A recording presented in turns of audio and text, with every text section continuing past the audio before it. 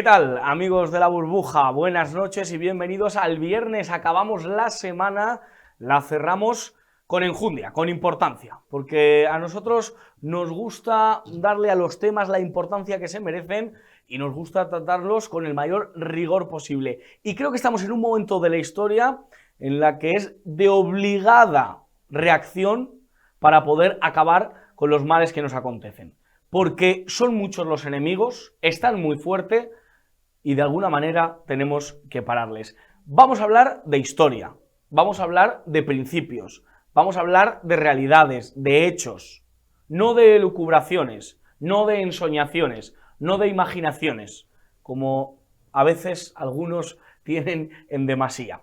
Y para comentarlo y para hablar en esta tertulia especial, tengo el gusto de presentarle a dos titanes absolutamente, no solo de la comunicación, sino también de la historia, de la cultura, que nos van a arrojar mucha luz sobre este tema. A mi derecha, Pedro Fernández Barbadillo. ¿Qué tal, cómo estás? Muy bien, oye, encantado de estar en un sitio donde te llaman titán de entrada.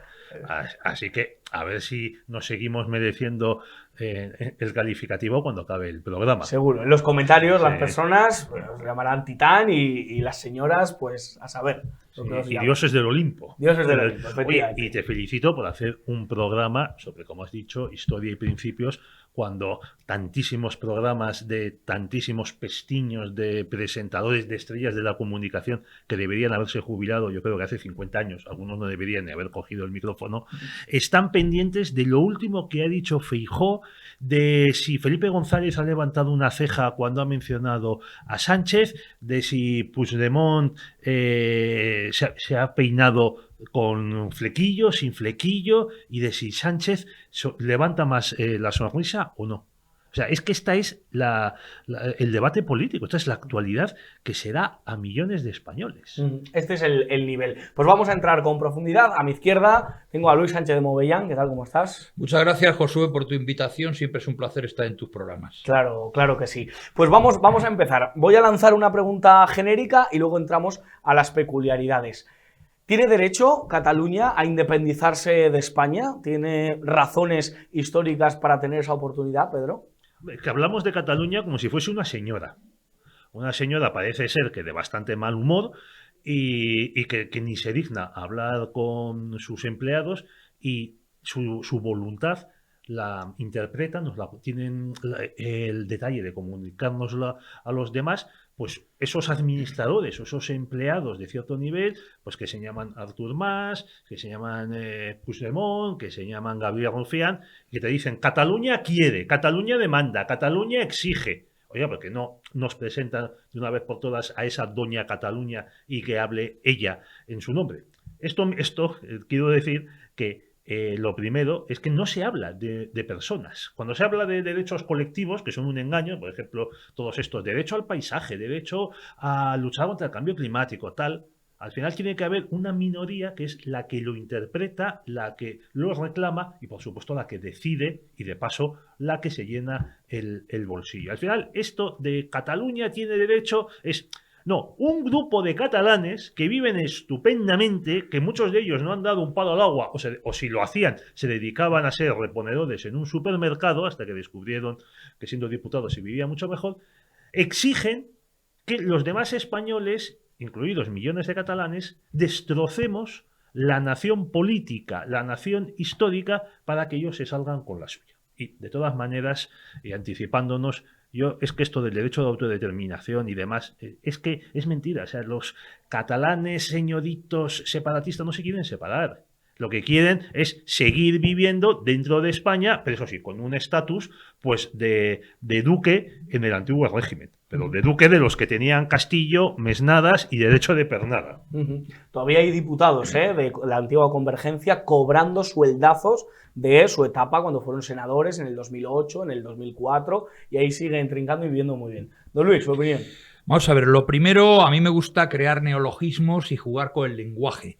Yo hablaría de Cataluña y Catalufonia. Son dos cosas diferentes. Entonces, lo que estaba apuntando Pedro muy bien se estaba refiriendo a Catalufonia.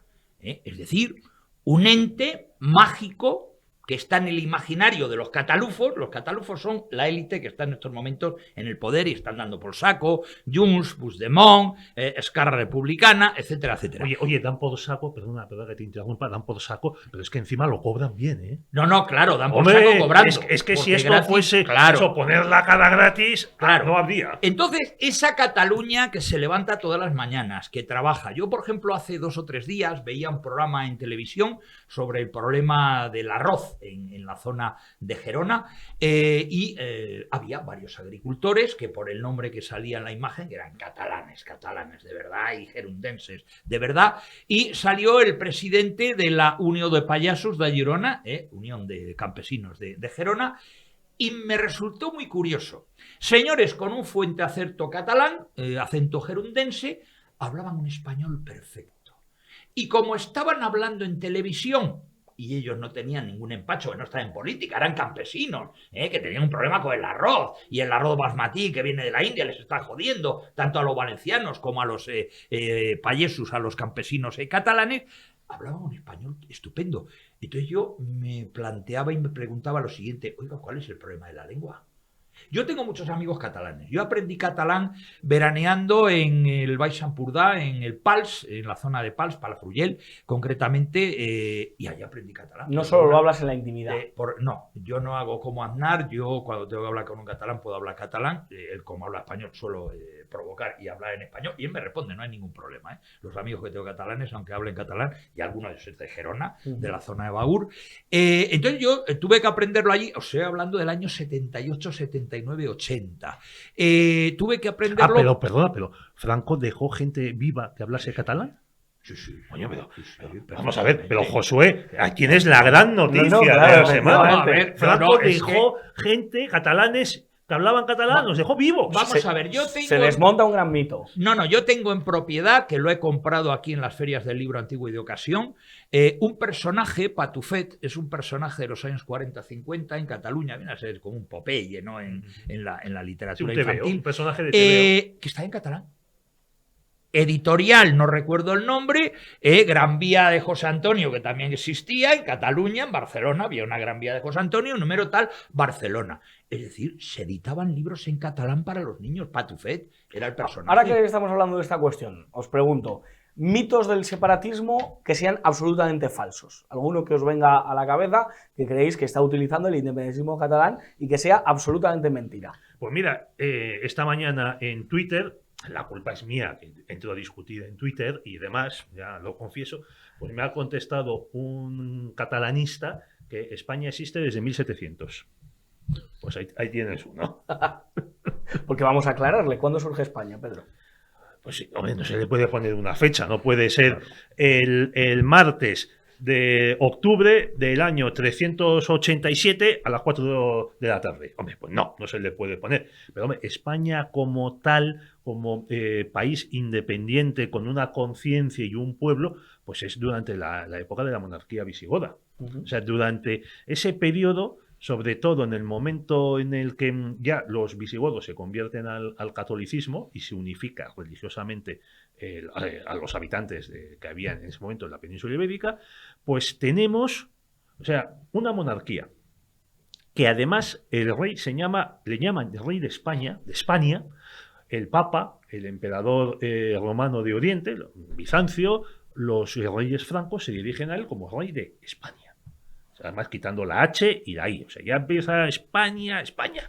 Una monarquía que se extiende sobre un territorio perfectamente delimitado, que era toda la península ibérica, más un trocito del sur de Francia, la Septimania, pues algunas zonas del norte de África, Ceuta y demás, algunas plazas, presidios, tal. Las Baleares estaban dudosas, unos años lo tenían los godos, otros años lo tenían los bizantinos, etc. Pero este estado, con una corona, unas fronteras, también tenía un ejército. También tenía una marina, tenía un código para todos, igual para todos.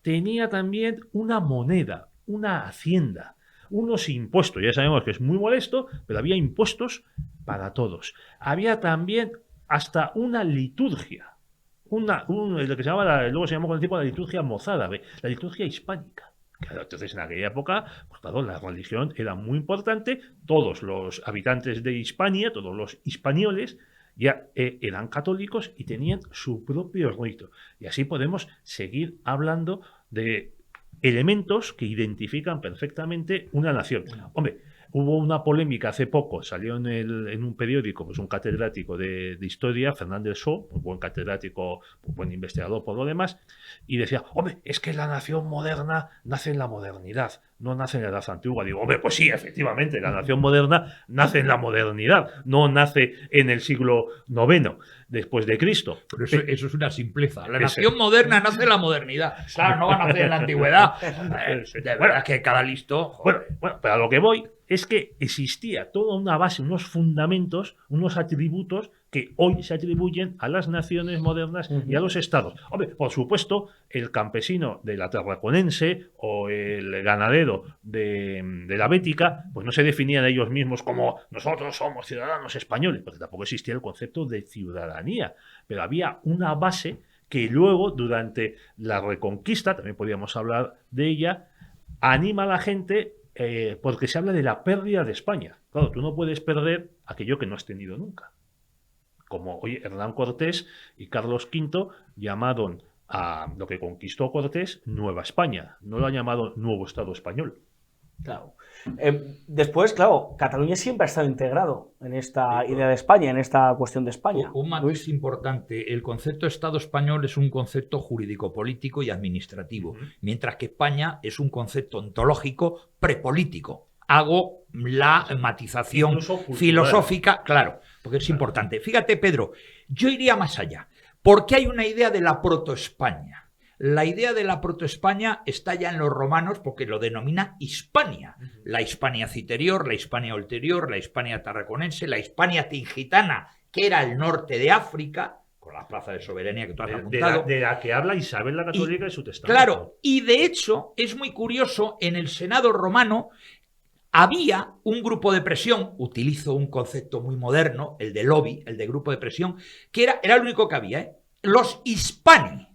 Es decir, los españoles, había senadores españoles, dimos 3 emperadores españoles a Roma, somos la única nación que ha dado a Roma, salvo los italianos que eran, en aquella Roma eran romanos, 3 españoles, y luego ese grupo de presión que era muy importante, y luego había legiones, no recuerdo en estos momentos qué número era, pero había legiones formadas por hispani, que no había legiones formadas ni por francos, ni por germanos, pero por hispani sí. Es decir, ya en el imaginario romano existía, y en los españoles que vivían aquí, una idea de España que luego, como muy bien ha explicado el profesor Fernández Barbadillo, se articula en la época ¿Y Cataluña ha sido independiente en alguna ocasión? Pero vamos a ver. Vamos a Tarragona. Vamos a Tarragona. En Tarragona hay un arco romano maravilloso, el arco de Bará, y hay un anfiteatro fantástico, yo lo he visto, de la época. Entonces, ¿qué me están diciendo ustedes? ¿Qué coño me están diciendo ustedes? Cuando además la Hispania tarraconense era una provincia del Imperio Romano. ¿Cómo que ustedes existían desde el año de la polca? Eso es mentira. Ustedes estaban sometidos al Imperio Romano igual que nosotros los cántabros. Lo que pasa es que los cántabros nos resistimos hasta el final, igual que los vascones. ¿Y qué es lo que hicieron los romanos aparte de someternos? De hecho, el puerto más importante del norte de España era Santander, que se llamaba Portus Victoriae, que era por donde sacaban el hierro y el carbón de todo el norte de España. Las calzadas todavía existen, en las cuales se transportaba ese carbón. Pues eso nos sometieron, pero formamos, vamos a decir, cohortes de honderos, porque tenían fama los cántabros de ser honderos. Es decir, nosotros, una vez que nos conquistan, nos integramos los hispani tranquilamente en las legiones romanas, en la política romana e incluso en la gobernanza romana, puesto que hay 3 emperadores que eran españoles. Entonces, esa idea es muy antigua y, efectivamente, un poco la protohispania es lo que yo he apuntado y luego, como ha dicho muy bien el profesor Fernández Barbadillo, se conforma desde el punto de vista cultural, político, económico, etcétera, etcétera, en la época visigoda y hasta el día de hoy. Entonces, Cataluña en el imaginario de los catalufos es una especie de suerte mágica de historia en el imaginario que se han inventado de 1700 con la historia de ahora que viene el 11 de septiembre y van a sacar a relucir a un señor que lo único que defendía era a los Austrias frente a los Borbones.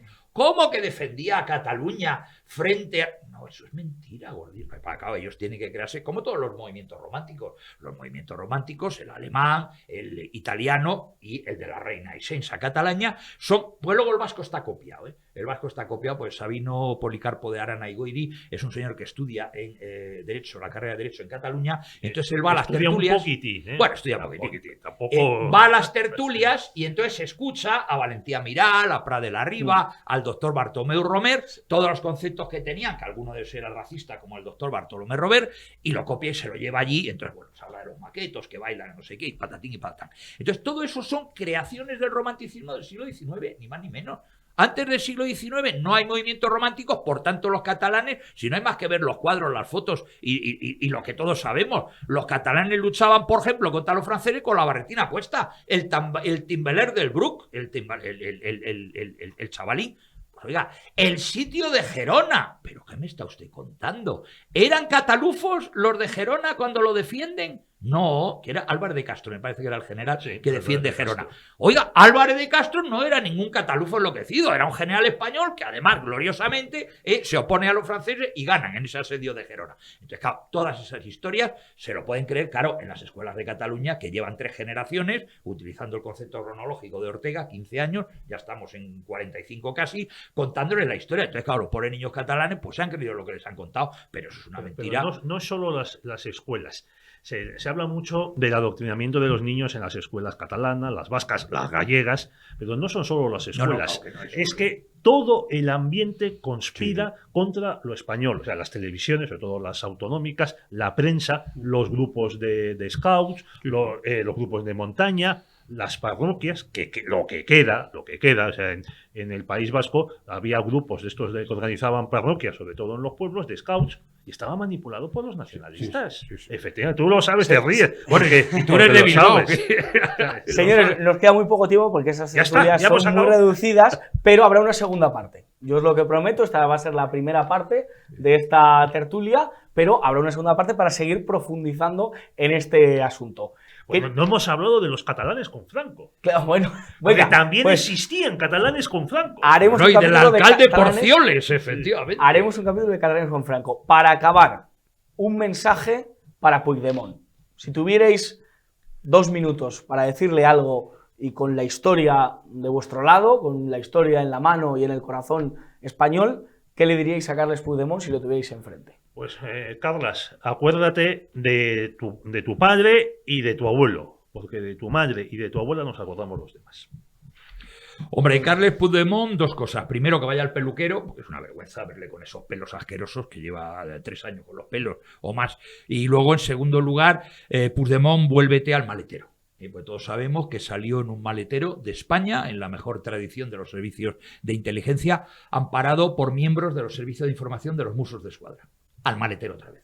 ¿España acabará rota?